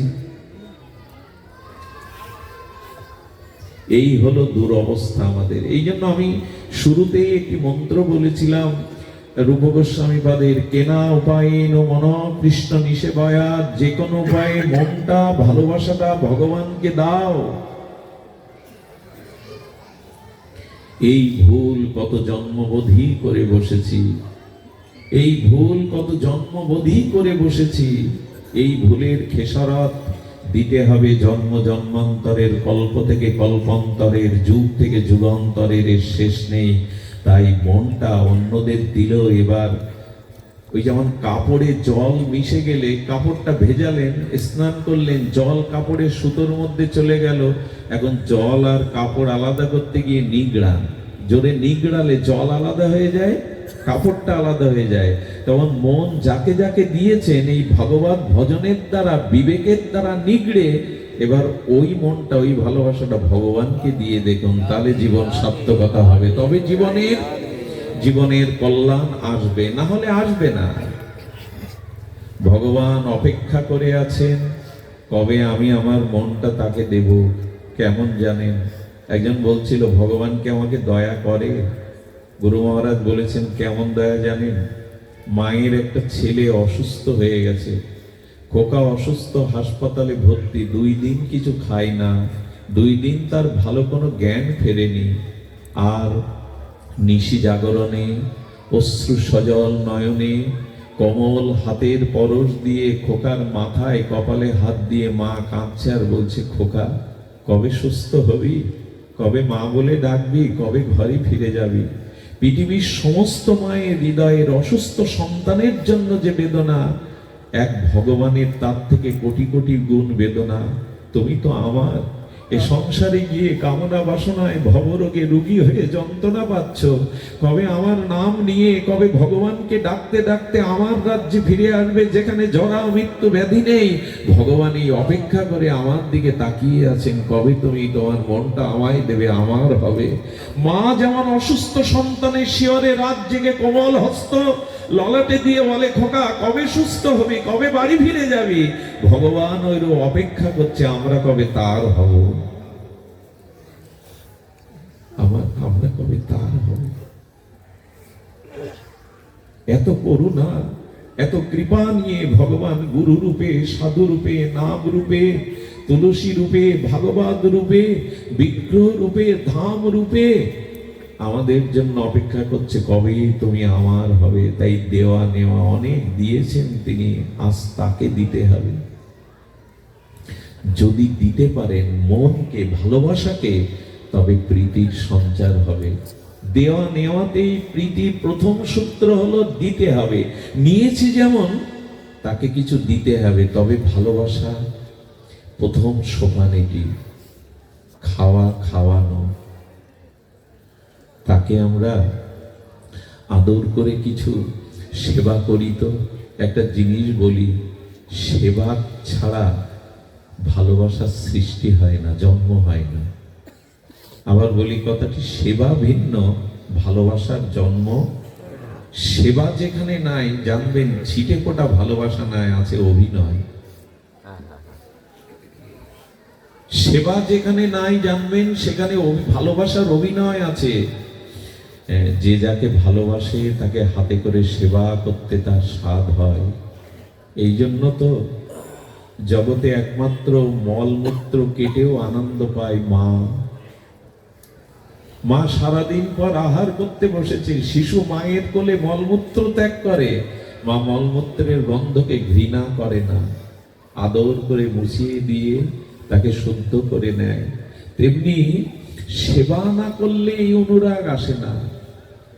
আমাদের মহাপ্রভুর শ্রী গুরুদেব জগৎগুরু, ঈশ্বর পরিপাক, এই ঈশ্বর পরিপাক সেবা করেছিলেন তৎগুরু পাদ পদ্ম মাধবেন্দ্র পরিপাদে। কিভাবে সেবা জানেন? মাধবেন্দ্র পরিপাদের মলমূত্র নিজে হাতে করে কাটতেন, উনি পাত্রে না। মাধবেন্দ্র পরিপাদের মলমূত্র হাতে করে পরিষ্কার করতেন। গুরুদেবের কাপড় কেচে দেওয়া, স্নান করানো, বস্ত্র পরানো, রান্না করে দুটো সেবা করানো, আর সময় পেলে গুরুদেবকে কৃষ্ণ নাম, কৃষ্ণ লীলা কথা শুনিয়ে আনন্দ। সেবা দুই প্রকারের, সেবা দুই প্রকারের। এক হলো পরিচর্যা, তার কাপড় কেচে দেওয়া, তাকে স্নান করিয়ে দেওয়া, তাকে দুটো রন্ধন করে হাতে করে খাওয়ানো, কখন তার জলতৃষ্ণা, কখন তার সেবা। এই যে পরিচর্যা আর প্রসঙ্গ। তিনি হরিকথা শুনতে ভালোবাসেন, ভগবানের ভজন শুনতে ভালোবাসেন। সেই ভজন আর হরিকথা দিয়ে গুরুর চিত্তে যে সেবা, একেবারে প্রসঙ্গ রূপী সেবা। প্রসঙ্গ আর পরিচর্যা, এই দুই ভাবে সেবা করতে হয়। মলমূত্র কাটতেন আমাদের ঠাকুর নরোত্তম। শ্রীরাম বৃন্দাবনে গুরুদেবের কৃপা পাবে বলে রাজপুত্র নরোত্তম, যেন তেন পরিবারে রাজা কৃষ্ণানন্দের একমাত্র পুত্র রাজপুত্র, রাতের অন্ধকারে তিনি গুরুদেবের মলমূত্র পরিষ্কার করতেন। আজ আমাদের সেবা নাই। সেবা আমরা নিতে শিখেছি, তবে সেবা মানে কাউকে বাড়ি ডেকে এনে ধুতি জামা, কারো বাড়ি ডেকে এনে পঞ্চভাগে রান্না করার সেবা বটে, তাকে সেবা করানো এটাও একটা অঙ্গ। কিন্তু প্রকৃত সেবা কি জানেন? আমার আচার আচরণ দেখে, আমার ভগবত পথে পরিবর্তন দেখে তিনি মনে যে আনন্দ পান, এই আনন্দটাই হলো সেবা। হরি বল, হরি বল। এই যে আমার মনের মতো হতে সে চেষ্টা করেছে, অনেক অভ্যাস ছেড়ে দিয়ে এখন সুঅভ্যাসে পরিণত হয়েছে। স্বভাবের পরিবর্তন, চরিত্রের পরিবর্তন, ভগবানের ভজনে অগ্রগতি দেখে সাধুগুরু বৈষ্ণব বলে, আহা, এই মানুষটা পেছনের কত কিছু ফেলে আজ ভগবত সেবামুখী হয়েছে। এই যে পরিবর্তন, স্বভাব সংশোধন, এ দেখে যে আনন্দটা আসে গুরুজনের হৃদয়ে, এটাই হলো প্রকৃত সেবা। আমরা 5 ভাগে রান্না করে কাপড় দিয়ে 2000 টাকা দক্ষিণা দিলেই মনে করি উনি খুব খুশি হলেন। খুশি হয় আমার মতো ভোগীরা, সাধুরা না। সাধুরা চাই তুমি পরিবর্তন হও, জন্ম জন্মান্তরের অভিশাপ পাপ মুক্ত হয়ে ভগবানের ভজনশীল হও, পবিত্র হও, এতেই তিনি আনন্দ পান। সুধীজন, এই জন্য স্বভাব সংশোধন করে তাকে আনন্দ দিতে হবে, তার কথা চরিত্রগত করতে হবে, তবেই না তিনি আনন্দ পাবেন। এই জন্য তিনি আমাদের খাইয়েছেন। এই জগতের সবকিছু তো তারই দান। এখন দয়া করে একটু তাকে খাওয়ান। এই জায়গাটায় আমরা পিছিয়ে পড়ছি, তাকে খাওয়াতে আমরা রাজি নই, তাকে সেবা দিতে আমরা রাজি নই। সেবা যদি তাকে করতে পারতেন, ভোরবেলা যদি উঠে তার ঘুম ভাঙাতে পারতেন, আবার রাতে যদি গান গেয়ে তাকে ঘুম পাড়াতে পারতেন, যদি 3 বেলা আপনি যা আহার করেন বড় একটা থালায় গুছিয়ে ওইভাবে তাকে বলতে পারতেন, ঠাকুর তুমি গ্রহণ করো, ঠাকুর তুমি পাও, যদি এভাবে তাকে সেবা করতে পারতেন, প্রীতির জন্ম হতো, ভালোবাসার জন্ম হতো। কত অবাক লাগে জানেন, ঠাকুর ঘরের থালা বাটিগুলো দেখবেন কত ক্ষুদ্র। আমাদের থালা বাটিগুলো তা অন্তত আপনার সমান তাকে মনে করুন, আপনার পরিবারের ছেলে মেয়ে স্ত্রী পুত্রের মতো ব্যবহার করুন, তার সাথে পরিবারের একজন মনে করে। আপনার ছেলে মেয়েকে তো ওরকম বাটিতে দেন না, ওই ছোট ছোট থালায় দেন না। একটু তাকে সেবার ভাবনাটা বড় করুন, আয়তনটা বড় করুন। আমার যেমন থালাটা স্টিলের থালাটা কি পিতলের থালাটা, তার জন্য একটা থালা থাকবে। এবার ওই ছোট থালাটা জল দিয়ে ধোয়া যায়, কিন্তু যখন বড় থালা হবে তখন মাজতে হয়। ওই মাজতে গেলেও ভগবানের কথা মনে পড়বে, এটা ভগবানের থালা। তার যে বালিশে ঘুম পাড়ান, রাত্রে বিশ্রামে দেন, ওই বালিশগুলো পাল্টাতে গেলে, পটগুলো কাচতে গেলে মনে করবে এটা আমার গোপালের বালিশ, এটা গোবিন্দের বালিশ, ওতেই প্রেম হবে। তার আমরা করেছি। দেখুন, অন্নটা অন্নর থেকে বৃদ্ধি হয়। একটু অন্নটা যদি ভগবানকে দিতে পারতেন, আর ওটা যদি পেতে পারতেন, প্রেম হয়ে যেত, ভালোবাসা জন্মে যেত। একটা জিনিস বলি, যার অন্ন থেকে বৃদ্ধি হয়, আপনাদের মনে পড়ে বিশ্বদেব সরসজ্জায় শায়িত, পঞ্চ পাণ্ডব এবং কৃষ্ণ সম্মুখে দাঁড়িয়ে যুধিষ্ঠিরের মহারাজের অশান্ত মনকে শান্ত করার জন্য ধর্মোপদেশ দিচ্ছেন বিশ্বদেব। কে দিচ্ছেন? বিশ্বদেব। আর দ্রৌপদী কুলবধূ দূরে দাঁড়িয়ে উপহাসের হাসি আসছে। আচ্ছা, বিশ্বদেবের সামনে দ্রৌপদী যদি ধর্মোপদেশ দেওয়ার সময় হাসে, কুলবধূর এই হাসি দেখে বিশ্বদেব বললেন, দ্রৌপদী, তুমি সতী কুলবধূ, তুমি আমার ধর্মোপদেশে শ্রবণ করে হাসছো কেন? বলে, হাসছি কেন জানেন পিতামহ? আপনার ধর্মোপদেশ দেওয়ার কোনো অধিকারই নেই, আপনার যোগ্যতা নেই যে আপনি ধর্মে। দ্রৌপদী এত বড় কথা বলতে পারে ভীষ্মকে। কেন বললে জানেন? মনে পড়ে পিতামহ, যেদিন দুঃশাসন চুলির মুঠি ধরে আমার বস্ত্র ধরে টান দিয়েছিল, সেদিন আমি মনে করেছিলাম কেউ না এগিয়ে এলেও, আমার স্বামী না এগিয়ে এলো, আপনি পিতামহ গঙ্গা পুত্র ভীষ্ম, আপনি এগিয়ে আসবেন। সেদিন আপনার ধর্মবুদ্ধি কোথায় ছিল পিতামহ? যেদিন এক কুলবধূকে ওরা বস্ত্র হরণের জন্য অপমান করছে, সেদিন আপনি মুখ নিচু করে কেন ছিলেন? আজ আপনি ধর্মোপদেশ দিচ্ছেন, এই দিকে আমার হাসি পাচ্ছে। আপনার অধিকার নেই। কত বড় প্রস্তাবনা করলেন দ্রৌপদী। ভীষ্মদেব মেনে নিয়ে কি বলেছিলেন জানেন? উত্তরটা মন দিয়ে শুনুন। ভীষ্মদেব বলেছিলেন, সেদিন আমার ধর্মোপদেশ দেওয়ার মতো বা ধর্মকে রক্ষা করার মতো বুদ্ধি অশুদ্ধ হয়ে গেছিল, অজ্ঞানতা এসেছিল, কিন্তু আজ আমার বুদ্ধি শুদ্ধ আর শুদ্ধ জ্ঞান এসছে, এই জন্য আমি উপদেশ দিচ্ছি। বলে, সেদিন কেন আসিনি আপনার? আমি তো সেই পিতামহ গঙ্গা পুত্র। বলেন, আমি দুর্যোধনের অন্ন খেয়েছিলাম, আর এই পাপীর অন্ন খাওয়াতে আমার বুদ্ধি তমগুণাক্রান্ত হয়ে ধর্মবুদ্ধি লোপ পেয়েছিল, এই জন্য আমি সেদিন ধর্মবুদ্ধির দ্বারা রুখে দাঁড়াতে পারিনি। কথাটি খুব ধ্যান দিতে বলছেন। আজকে বলছেন কেন? তো বলেন, অর্জুনের স্বরাঘাতে, অনেকটা তীরের উপরে শুয়ে আছে না ভীষ্ম, অর্জুনের স্বরাঘাতে ওই পাপীর অন্নের রক্ত যা তৈরি হইলে সব ঝরে গেছে। এখন যে রক্তটা আছে, এটা আমার পিতামাতার দেওয়া, সেই রক্ততে আমি ধর্মবুদ্ধি দিয়ে উপদেশ দিচ্ছি। যদি সৎ পথে আয় করেন না, আর ওই আয়ের এক মুঠো অন্ন যদি ভগবানকে তুলসী পাতা দিয়ে ভোগ করে পেতে পারেন, ওই অন্নের প্রতিটি কণাতে দানাতে গোবিন্দই আপনার ভেতরে যাবে, ভেতরটা শুদ্ধ করে দেবে। ওই অন্নই ব্রহ্ম, প্রসাদে গোবিন্দে, ওটাই আর পাওয়া হয়ে গেছে। আর প্রসাদের বর্তমান যা দুরবস্থা আমাদের, খিচুড়ি রান্না করতে গিয়ে যারা রান্না করছে তারা সিগারেট টানছে, জুতো পায়ে দিয়ে রান্না করছে, লুঙ্গি পরে রান্না করছে, এটাকে প্রসাদের নাম বলে চালানো হচ্ছে। চেকে দেখা হচ্ছে এটা স্বাদ কেমন হলো। আরে এক মা রান্না করছেন, পাশে একজন ভক্ত এসে ওই যে জিরে ফড়ন দিয়েছেন, নইনো ফড়ন দিয়েছেন, আজকে ভোগ খুব আস্বাদন হবে, সঙ্গে সঙ্গে ওটা রেখে আবার রান্না চড়ালেন। মা এটা রেখে দিলে, বলে ওটা উচ্ছিষ্ট হয়ে গেছে, ওটা রাধারানীর সেবায় লাগবে না। আয়ের উৎসটা যদি সৎ হয়, পবিত্র ভাবনা দিয়ে যদি রান্না করা হয়, আর ওটা যদি ভগবানের ভোগ লাগিয়ে পান, প্রীতি আসতে আর দেরি হবে না। অন্ন মাফিক জীবনায় ভীষ্মের মতো, হ্যাঁ, গঙ্গাপুত্র ভীষ্মেরও বুদ্ধি বিপর্যস্ত হয়ে গেল পাপীর অন্ন খাওয়াতে।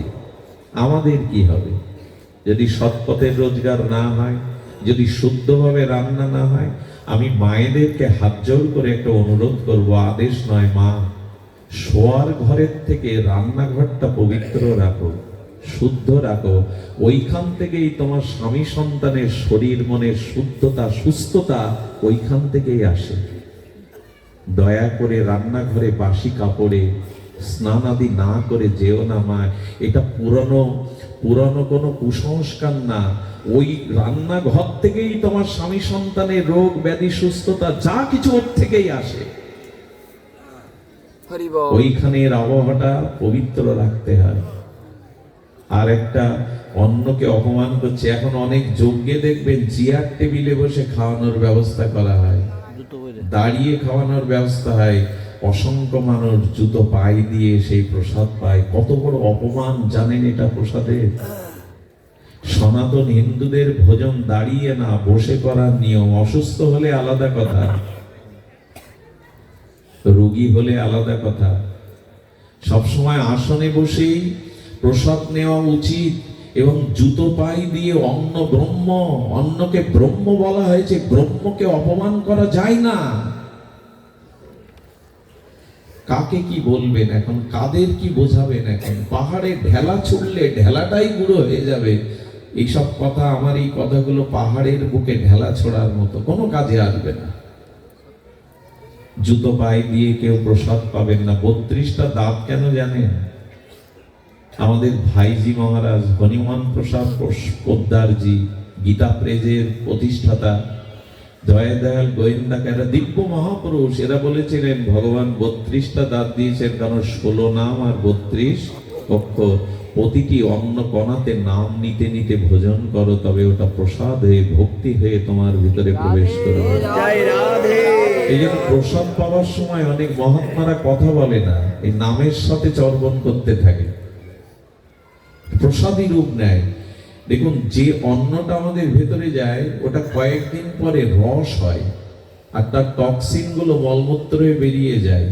ওই যে রস কয়েকদিন বাদে রক্তে রূপান্তরিত হয়, রক্ত থেকে মেদ তৈরি হয়, মেদ থেকে মাংস তৈরি হয়, মাংসটা হাড়কে বলিষ্ঠ করে, হাড়ের ভিতরে মজ্জা তৈরি হয়, মজ্জা থেকে শুক্র তৈরি হয়, আর শুক্রের সূক্ষ্ম অংশ দিয়ে আমাদের মন তৈরি হয়। যার যেমন অন্ন, যার যেমন অন্ন, তার ভাবনা, তার চিন্তা, তার রঙ্গ, তার প্রসঙ্গ তেমনই হয়। এই জন্য দয়া করে একটু ভগবানকে দিয়ে পান। তাকে দিয়ে পেলে ওই পাওয়ার মধ্যে দিয়েই আপনার চিত্ত মাঝে আসবে। এই জন্য কিছু মনে করবেন না, এই যে জুতো পাই দিয়ে আহার করা ঠিক না। আর মায়েদের অনুরোধ করেছিলাম, মা, জুতো পাই দিয়ে রান্নাঘরে ঢুকো না, জুতো পাই দিয়ে রান্নাটা করো না, ওটা অন্যের অপমান। একটা দিন বলি মা তোমাদের, কেন অনুরোধ করছি, লিখে রাখো আজকের এই কথা। ভাগবতে বলেছেন, একদিন এক মুঠো সোনা দিয়ে এক মুঠো অন্ন পাবে না। এই দিন সামনে আসছে, যেদিন এক মুঠো সোনা হাতে নিয়ে এক মুঠো অন্ন, বর্তমানে একবিংশ শতাব্দীতে বহু জায়গায় অন্নের অভাবে মানুষ মারা যাচ্ছে। এক মুঠো সোনা দিয়েও এক মুঠো অন্ন একদিন পাবে না। তাই অন্ন ব্রহ্ম, অন্নকে জুতো পায়ে দিয়ে রান্না করাটা উচিত নয়। কিন্তু এখন আমরা এত যুক্তিবাদী বলি, বাবা এ সে জুতো না। অনেক মাকে বললে বলি সে জুতো, সে জুতো মানে বাইরের জুতো না, এটা নূতন এক জোড়া, এর মধ্যেই ব্যবহারের। কিছু মনে করবেন না।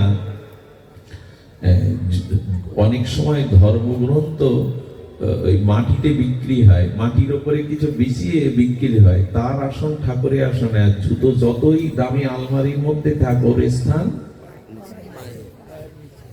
জুতোর শোরুমে কেমন সুন্দর আলমারির মধ্যে জুতো থাকে না, কিন্তু ওর স্থান কোথায়? কিন্তু মাটিতে যদি গ্রন্থ বিক্রি হয়, সেই ধর্মগ্রন্থের স্থান কোথায়? মস্তকে উপরে। এই জন্য সে জুতো না বলেই এখন দেখবেন এইগুলো, এই যে সংস্কার, এইগুলো না আসলে কিন্তু শেষ তো হয়েই গেছে। বাকিটা আছে কি? কোনো পরিবারে শান্তি আছে?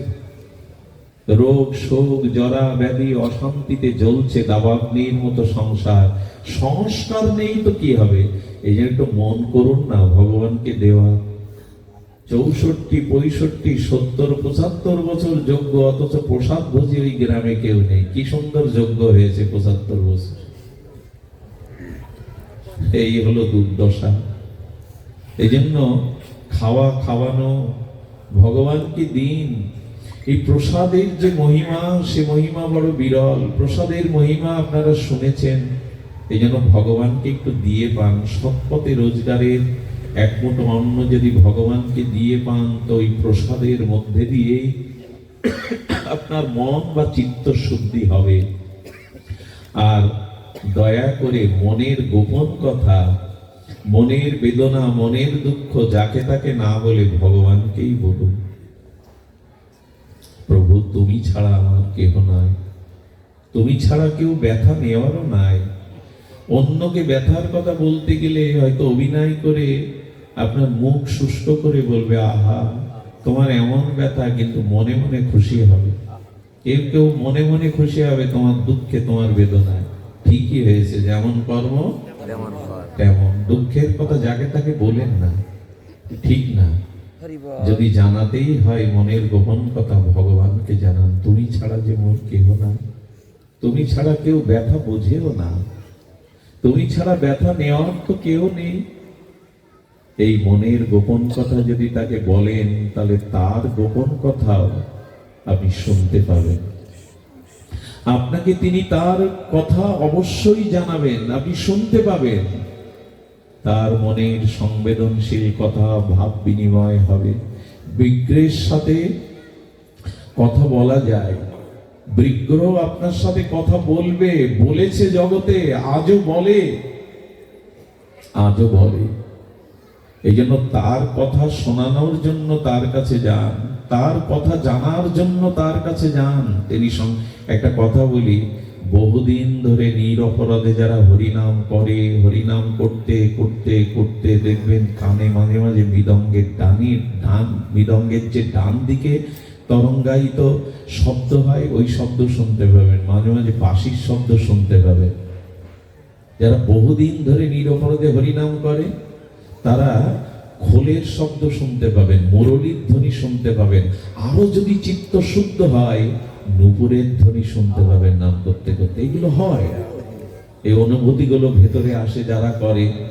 একবার ডক্টর মহানম্রত ব্রহ্মচারী শান্তিপুরে গিয়েছিলেন। পৃথিবীর মধ্যে অন্যতম শ্রেষ্ঠ শান্তির নিলয় এই পুরন্দর অদ্বৈত আচার্যের শ্রীপাঠ ভূমি। তিনি বাবলাতলায় গিয়েছিলেন। এই বাবলাতলায় সুরধনী গঙ্গার তীরে বসে বসে তুলসী দলে চোখের জলে কৃষ্ণ নাম লিখে হুঙ্কার, দেহকম্পিত বাহু তুলে হুঙ্কার দিতেন, এসো ভগবান, এসো দয়াল, এসো করুণাময়, এসো প্রেমদাতা। সেই অদ্বৈত ভূমিতে গিয়ে গড়াগড়ি দিচ্ছেন মহানামজি। ওই এখানে তো নিত্য নিত্যানন্দ, নিত্য মহাপ্রভু, নিত্য অদ্বৈত, এই ত্রয়ী আর অভিন্ন ভগবানের সংকীর্তন লীলা চলছে। কই আমি তো কানে শুনতে পাচ্ছি না। গড়াগড়ি দিচ্ছে আর মাটিতে কান পাচ্ছে, আমি তো নাম শুনতে পাচ্ছি না, এগুলো তো নিত্য নাম। উনি কাঁদতে কাঁদতে ধুলো মেখে ব্যথা ভরা নিয়ে গাড়িতে উঠে চলে আসছেন। 1 কিলোমিটার আসার পরে হঠাৎ ওনার মনে হচ্ছে গাড়ি ঘোরান, গাড়ি তাড়াতাড়ি ঘোরান, বাবলাতলায় চলুন। ওখানে গিয়ে মাটিতে লুটিয়ে পড়লেন, প্রেমে বিভাবিত হয়ে অশ্রু কম্প পুলক এসে গেল। মাটিতে কান পেতে সেই অপ্রাকৃত নাম তখনই শুনতে পেলেন, ওই ব্যাকুলতার দ্বারা। আজও নাম হয় ওখানে,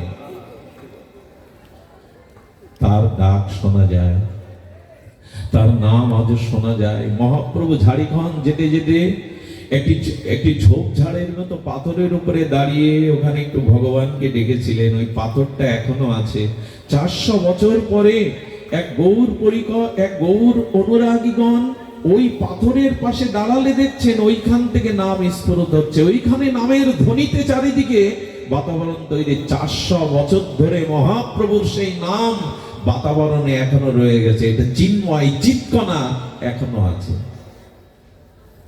এই জন্য আপনি ভগবানের এই আহ্বানগুলো শুনতে পাবেন। যত চিত্ত শুদ্ধ হবে, যত অনুরাগ আসবে, তত ওই বংশীর ধ্বনি, ওই মুরলীর ধ্বনি, ওই নূপুরের ধ্বনি আসবে। তবে এজন্য চাই করুণা। আমাদের অন্ধ সুরদাস তিনি দেখতেন যে গোবর্ধনে শ্রীনাথজি যে গোবর্ধনে পূজিত হয়, তার নিচে এক মুদি দোকানদার। সেই দোকানদার অভিনয় করে কপটতা করে বলে, আজকে শ্রীনাথজির এই পোশাক পরানো হয়েছে, এই ভোগরাগ লাগানো হয়েছে, আর এইসব বলে, আর তার দোকানে ভিড় জমে যায়। ইনি শ্রীনাথজিকে দর্শন করেন, আরতি দর্শন করেন, মঙ্গল আরতি দর্শন করেন, ইনার দোকান থেকেই মাল কিনতে হবে। কিন্তু অন্ধ সুরদাস জানেন উনি কখনো শ্রীনাথজির দর্শনে কোনোদিন যান না। লোক মুখে শুনে শুনে যারা গিয়েছিল তারা দর্শন করে তাদের মুখে শুনে অভিনয় করে ভিড় জমিয়ে কেনা বেচা করে।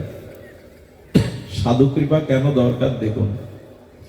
সুরদাস একদিন শ্রীনাথকে বলছেন, ও শ্রীনাথ ঠাকুর, তোমার ছায়াতে, তোমার পতাকা তলে, তোমার চরণে দোকানদারি করছে, আর তোমার কথা বলে ভিড় জমাচ্ছে, বাণিজ্য করছে, অথচ তোমাকে দর্শন করতে আসে না। আজও তো সে তোমার হয়নি, তুমি পারো না তোমাকে ওর করে নিতে? ওকে তুমি তোমার করে নিতে পারো না? এই প্রার্থনা জানিয়ে চোখের জলে সুরদাস প্রার্থনা জানিয়েছে। এই প্রার্থনা প্রতিদিন করেন ওর জন্য। আমি একটা কথা বলি, কোন ভক্ত, শুদ্ধ ভক্ত যদি আপনার জন্য ভগবানের কাছে দোহাত তুলে চোখের জলে প্রার্থনা করে, তবে গোবিন্দ সেই প্রার্থনার সঙ্গে সঙ্গে মঞ্জুর করে নেন। শুদ্ধ ভক্তকে ভগবান উপেক্ষা করেন না। কোন ভক্তের হৃদয়ের আরতিকে ভগবান উপেক্ষা করতে পারেন না। ওই দিনই উনি গ্রহণ করেছিলেন, কিন্তু সেই দোকানদার আসে না। সুরদাস বলছেন, আমি কে জানো তো? বলে, জানি বাবা। আপনি পদ রচনা করে আর আপনি ভগবানের সংকীর্তন, আনন্দ ভজন দ্বারা শ্রীনাথজিকে আনন্দ দেন, জানি না। তবে আমার কণ্ঠে সুর আছে, আমি পদ রচনা করতে পারি। আমিও গেয়েও শোনাবো যে তুমি কোনোদিন শ্রীনাথজিকে দর্শন করতে যাওনি, লোক মুখে শুনে তুমি এই দোকানে ভিড় জমাও। আমি গিয়ে কিন্তু দেব। সর্বনাশ, এ যদি বলে দেয় তো আমার ব্যবসা চলবে না। তখন বলছে, বাবা কাল মঙ্গল আরতিতে যাবই যাব। মঙ্গল আরতিতে, আচ্ছা সুরদাসের মতো শুদ্ধ ভক্তের, ভগবানের একান্ত সখার এত অনুরোধ করতে যাবে কেন এই মুদি দোকানদারকে? কেন জানেন? ভক্ত একা উদ্ধার হতে চায় না, অন্যকে নিয়েই উদ্ধার হতে চায়। দেখুন, ভক্তের লক্ষণ হলো সে একা মুক্তি, একা প্রেম ভক্তি চায় না। এটা কোনো ভক্তের লক্ষণ না। ভক্ত বলে একা। আচ্ছা, শিব ঠাকুর কৈলাসে সমাধিস্থ হয়ে থাকতেন না? সব সময় সমাধি হতেন, কিন্তু মাঝে মাঝে সমাধি ভঙ্গ হয়ে মাতা পার্বতীকে নিয়ে হরি কথা বলতেন। একদিন প্রশ্ন করছে ঋষিরা, সমাধির মধ্যেই তো আনন্দ, আপনি সমাধি ভঙ্গ করে এই ভূত প্রেত এই পার্বতীকে নিয়ে হরি কথা বলেন কেন? বলে, সমাধি যোগে তো আমি একা ভগবানকে পাবো, প্রেম একা পাবো, সবাইকে তো পাওয়াতে পারবো না। তাই সমাধি ভঙ্গ করে শিব ঠাকুর হরি কথা বললেন, যাতে সবার উদ্ধার হয়। আমি একা উদ্ধার হবো এটা ভক্তের লক্ষণ না, সবাইকে নিয়ে উদ্ধার হবো। যার মনে এই একার উদ্ধার হওয়ার বাসনা, সে এখনো ভক্তি জগতে প্রবেশ করেনি। এটা সত্য কথা নয়। এক গ্রামে একজন সুখী হয়ে, একজন ধনী হয়ে কি করবে? যদি সবাই দুঃখে থাকে, সবাই অভাবে থাকে, তার ধনী হওয়ার মানায় না। এই জন্য চিন্তা করবেন, হাত ধরে ডেকে নিবেন যারা পিছিয়ে পড়েছে, তাদের জন্য উৎসর্গ করুন যে আমি একা চাই না, সবারই। প্রহ্লাদ চেয়েছেন, ধ্রুব চেয়েছেন, সবার কল্যাণ চেয়েছেন, একার কল্যাণ চাননি। সুরদাস এই জন্য বারবার আসছে, বলে, বাবা মঙ্গল আরতিতে স্নান করতে পারিনি, সন্ধ্যায় আরতিতে যাব। সন্ধ্যায় আসলে বললে, লক্ষ্মী দেবীর প্রদীপ জ্বালাচ্ছিলাম, এখন গেলে লক্ষ্মী ছাড়া, এই অজুহাত দেখায়। সরদার গিয়ে বলছেন, আজ শ্রীনাথকে, শ্রীনাথ আজকে যদি তোমার চরণে ওকে না আনো, তবে আমিও তোমার কাছে আর কোনোদিন আসবো না। সেই দিন ভগবানের কৃপা হলো ওই ব্যবসায়ী বিষয় অন্ধ মোহগ্রস্ত জীবের প্রতি। উনি আকর্ষণ করে টেনে আনলেন উপরে। সরদার ভগবানকে বললেন, প্রভু তোমার কৃপাতে ও এসেছে, একটু দর্শন দিয়ে ওকে চিরদিনের মতো তোমার করে নিতে পারো না? তোমার একটু অপরূপ মাধুর্য কৃপা দিয়ে দর্শন দিয়ে ওকে তোমার করে নিতে পারো না? শ্রীনাথজি গোবিন্দ প্রকট হয়ে বললেন, ওকে তো আমি সেই দিনই নিজের করে নিয়েছি। বলো কোন দিন? বলে যেদিন তুমি ওর জন্য প্রার্থনা করেছিলে আমার চরণে, সেই দিন আমি ওকে আমার করে নিয়েছি। শুদ্ধ ভক্তের এই হলো মহিমা। যদি কেউ আপনার জন্য প্রার্থনা করে দেয়, গোবিন্দ এটা ফেরান না। বলে সেই দিন তো আমি ওকে, বলে তবে ওকেও তোমার মাধুর্য দর্শন করিয়ে দাও। কি বলবো আপনাদের, সুরদাসের এই অন্তরের প্রেম নিবেদনে গোবিন্দ তার প্রেমময় দিব্য জ্যোতির্ময় মাধুর্যমূর্তি এক বিজুলি চমকের মতো দেখিয়ে দিয়েছিলেন এই বিষয়কে। যেই দেখলেন ওই শ্রীনাথজির মন্দিরে পড়ে গেলেন ভাবাবিষ্ট হয়ে। যখন জ্ঞান ফিরল, তখন দোকান থেকে তার সারা জীবনের আয় 60,000 টাকা তৎকালীন সরদাসের চরণে দিয়ে ওই মন্দিরে রয়ে গেল, আর নিচে নামেনি, আর কখনো বিষয় এসে আসেনি। এরকম কোন শুদ্ধ ভক্তের কৃপা সঙ্গ যদি আপনার জীবনে হয়ে যায়, তার প্রার্থনা যদি ভগবানের চরণে নিবেদন হয়ে যায়, তবে জানলেন আপনি কৃপা পেয়ে যাবেন, আপনি করুণা পেয়ে যাবেন। একার কৃপাতে হয় না। মনে আছে আপনাদের সেই রামচন্দ্র, মা জানকী, অনুজ, লক্ষণ যেদিন গঙ্গা পার হবে, সেদিন ওই পাটনি, মাধব পাটনি পা ধোয়াতে গিয়ে বলেছিল, প্রভু গো চরণটা ধোয়াচ্ছ না কেন? আমাকে তাড়াতাড়ি পার করে দাও। বললেন, আমি তোমার চরণ সেবা করলে তো আমি একা উদ্ধার হব, আর একজন যে আমার ঘরে পড়ে রয়েছে, তাকে কোনো সুখ দিতে পারিনি, বিবাহের পর থেকে ভালো একটা শাড়ি দিতে পারিনি, ভালো তাকে খাওয়াতে পারিনি, কোনো সুখ দিতে পারিনি। আমার যে তার কথা মনে পড়ছে, সে যদি তোমার চরণে স্পর্শ করতে পারে, তবে সে প্রভু একটু দাঁড়াও, ক্ষণিক দাঁড়াও। স্ত্রীকে ডাকতে গেল মাধব পাটনি, ওগো এসো।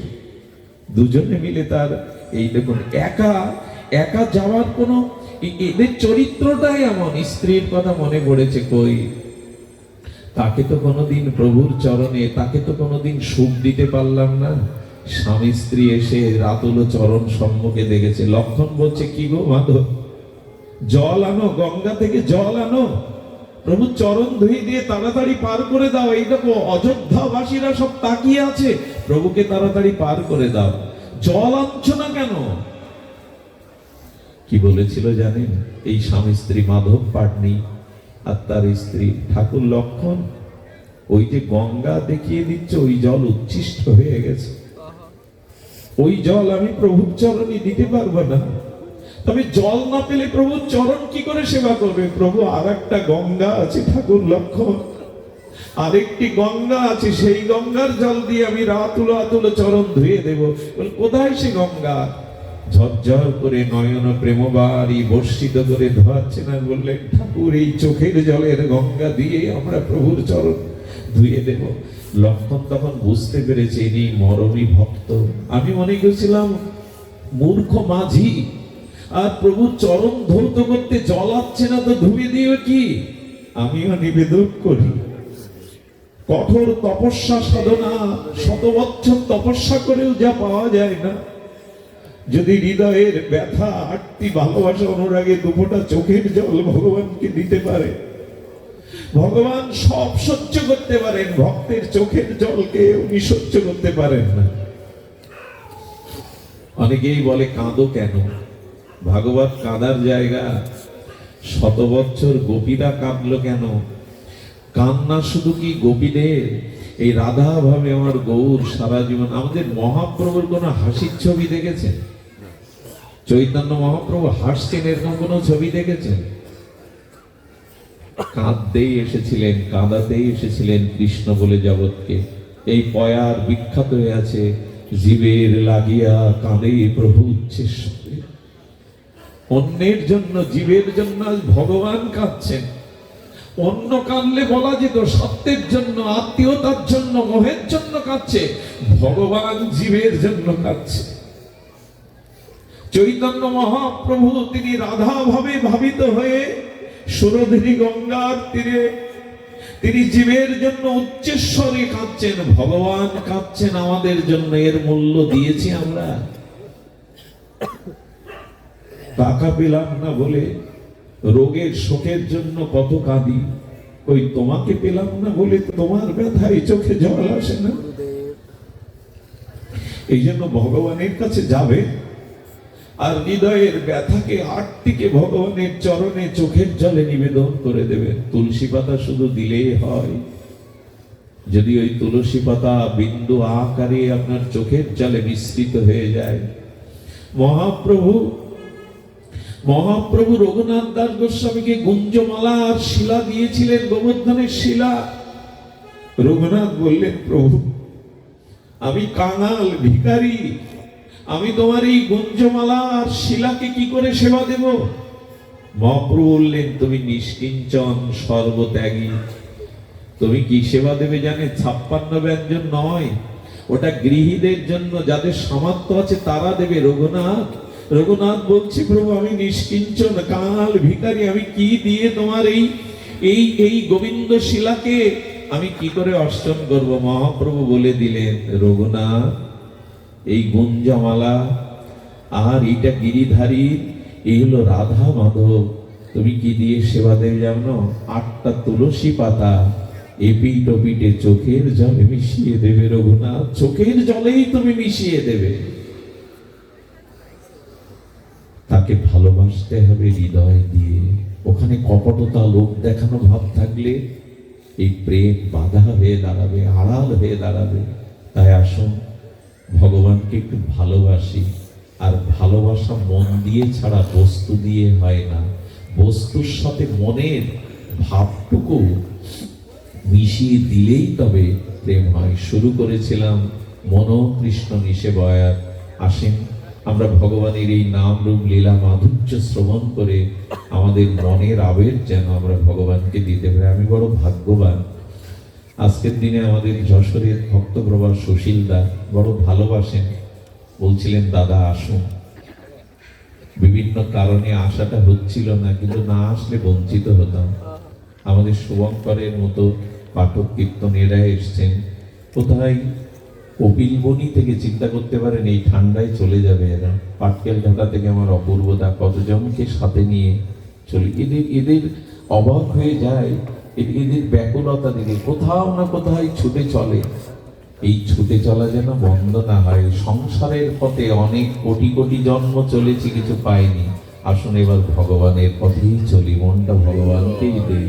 এর মধ্যে দিয়েই আমাদের মন ভগবানে অর্পিত হবে। আমাদের অরুণ দাদা, সবুজ দাদা এবং আমাদের শুভঙ্কর দাদাজির মুখে আমরা এখন একটু সংকীর্তন শুনবো। আসুন আমরা